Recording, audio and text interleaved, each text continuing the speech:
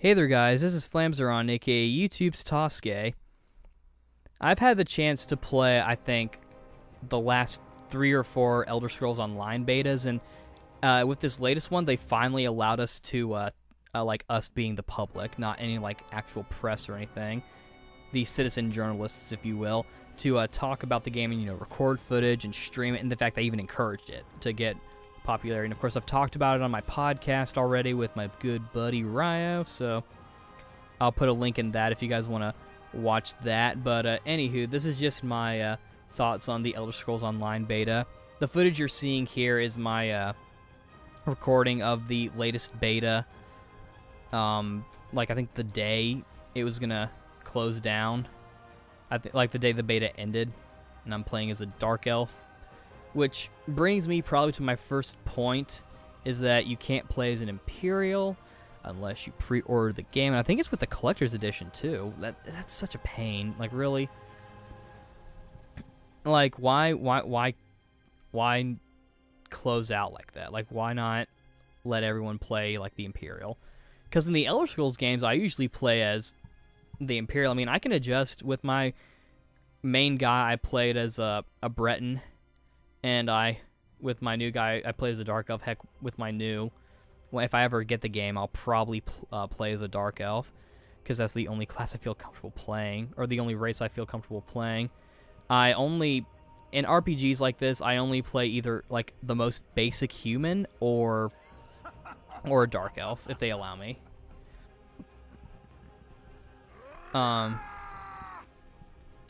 Overall, graphically, I thought it was fine. It felt like sort of like a toned-down Skyrim, which I appreciate because it made it easier on my computer running. It almost reminded me a little bit of like a smoothed-out Oblivion, perhaps. Because with Skyrim, I felt like it seemed more kind of jagged and more detailed and veiny. And I only say veiny because if you looked on the mails of like Nords and whatnot, you could actually see their veins. And from what I could see, it reminded me more of Oblivion than Skyrim, and I think that may be the point, because the Elder Scrolls Online is supposed to be sort of like this game where you can travel all across Tamriel, which Oblivion tried to kind of do that a little bit with its Cyrodiil being sort of like the melting pot of culture, with Bruma being Skyrim, Breville being something, but like it had like all these different places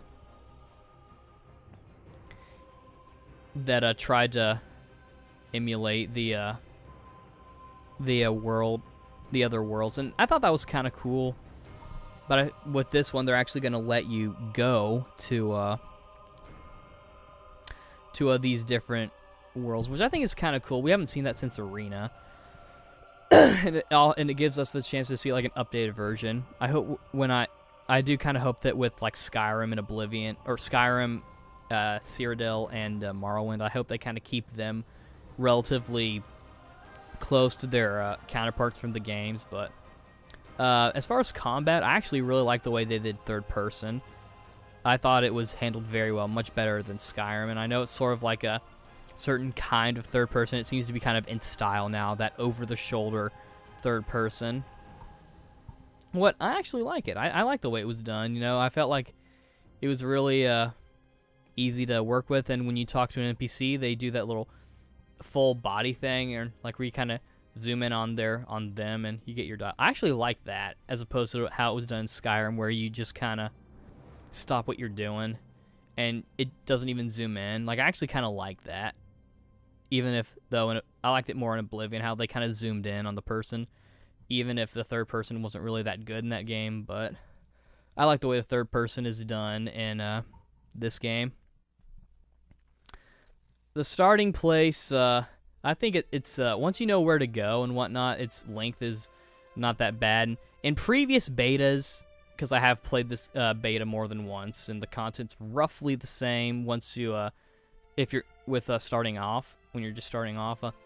At first, I didn't really get that much loot, but in this latest one where I play as the Dark Elf, I actually got some decent loot, enough to kind of equip my character and give him a unique appearance for the time being. And Of course, I chose Sword and Shield. It seemed more like short sword and shield, which I don't really like. I like to do long sword and shield. That's always kind of been my way of doing things. I don't really like how these days the sword and shield class in games has been like this very, very simple, basic, quick, fast style that doesn't have very big damage output. So I'm pretty sure it was just a short sword. It didn't even really look like a long sword, but the controls, I played on PC. Obviously, I didn't play on PS4 or Xbox One. I don't even have one of those yet. I thought it was fine. It was more like an MMO than because I've only played Oblivion on the PC, so I was used to pressing E to jump, and instead it was space bar, which I think is fine, and for all I know, maybe Oblivion was like that. But, you know, that's one of the things I don't really like about keyboard, is that, you know, sometimes the buttons to, like, do certain things that you want to do are kind of out of your way. Or out of your reach, which is why I prefer a controller with certain stuff, though. With this, I actually thought it was done okay, you know.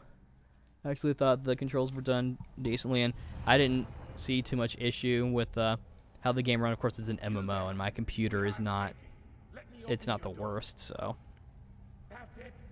Music, didn't really notice anything really major. The voice acting, I thought, was actually kind of a little melodramatic. Like, inflections were just kind of weird, and then I think they improved on it a little bit. With Skyrim kind of having sort of like a Germanic, Nordic sort of style with their voices, I feel like this game is trying to kind of go more towards like British. I'm not entirely sure why. I guess they, because I mean, this game isn't really like, when I think of British, I think more of like Imperials and, you know, Bretons and whatnot. And you know, Cyrodiil, which this game doesn't really take place in. I mean, from what I understand, it takes place in between Oblivion and Skyrim, which I think is a good place to put it. And it's been revealed that the Daedric Prince Malog Bol is going to be the antagonist, who's voiced by Malcolm McDowell. So that's kind of cool. And I feel like it's going to tie into, I don't want to go into lore too much, but I feel like it ties into the Dragonborn DLC from Skyrim, because I believe Malog Bol was in that as well. I believe. So I feel like this might be a tie-in to to that, and sort of showing a slight, trying to kind of point the story in a certain direction. Makes you kind of wonder what the next Elder Scrolls game, Elder Scrolls 6, is going to be. And of course, one thing that the story I actually kind of got a little connected to, just because of how the situation was. You know, like most Elder Scrolls games, you know, you're kind of thrust into this.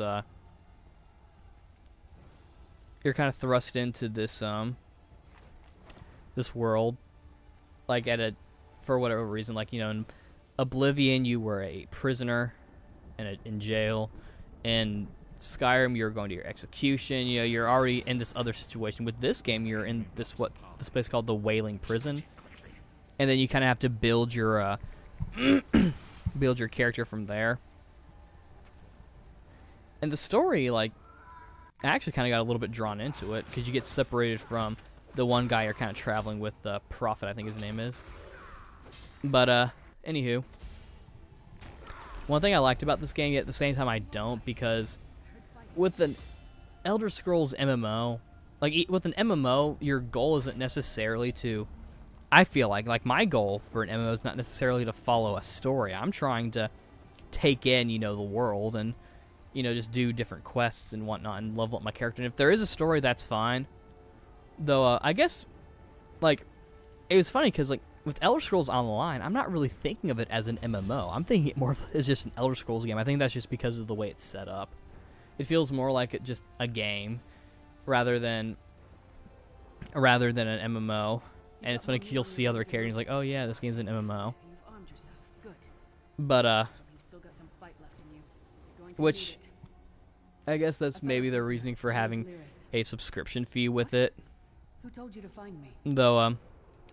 it'd be nice if they go free to play at some point. And a lot of MMOs are going free to play, so I feel like this game has a chance of going free to play. That sounds like the prophet, But right? anywho, where I was going was that they put the world you start off in after you get through the whaling prison, from what I understand, is Break him out of it. a Believe me. is an auto-generated one. Like when I first played, as my Brett and I was in Elsewhere, the Khajiit place, and then when I was my Dark Elf, I ended up in Skyrim.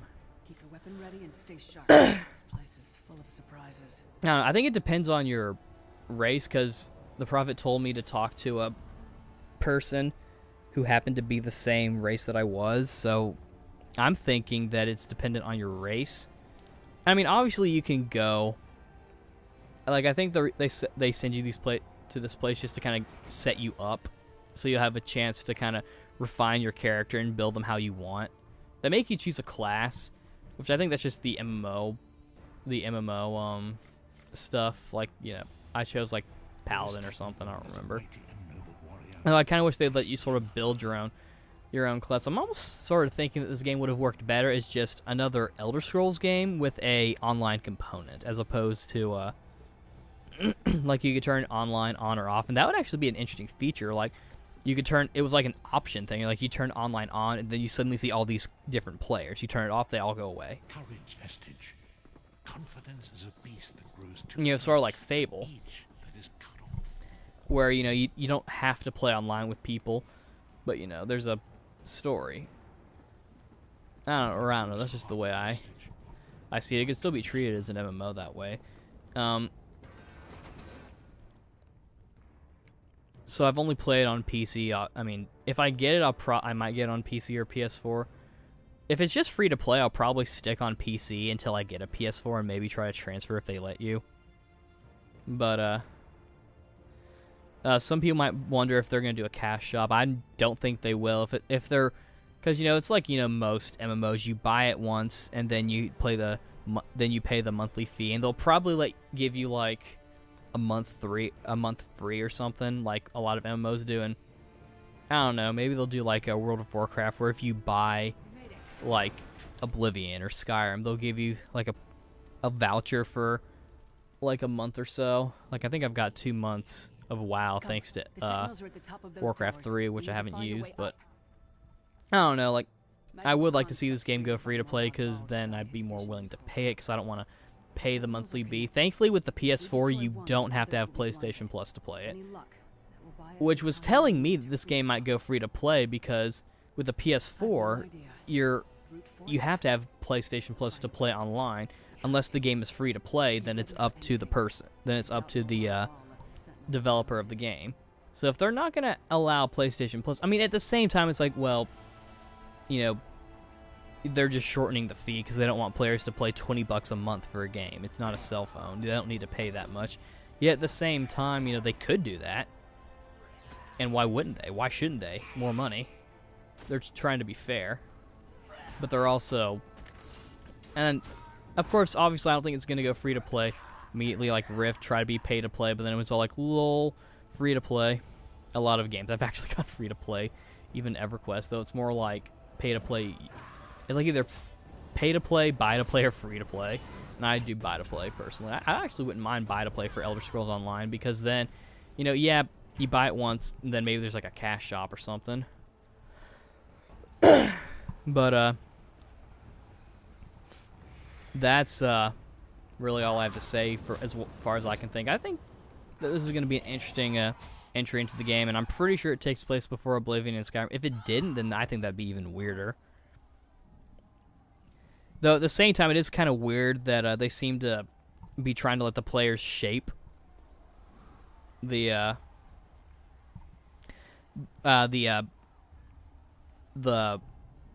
what do you call it?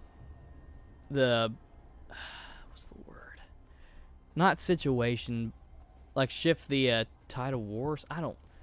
You ever get that where like there's a word on like the tip of your tongue that you're looking for, but you don't have it for some reason? Like it'll shift the.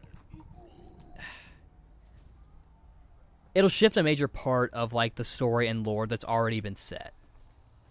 Because, you know, you choose a faction, there are like 3, including the Ultimate Dominion. But though from what I understand with the Skyrim, you know, the High Elves had already taken over Cyrodiil. So, and if this game is taking place in between the Skyrim and Oblivion, and they want the players to kind of shift what faction kind of takes over Cyrodiil,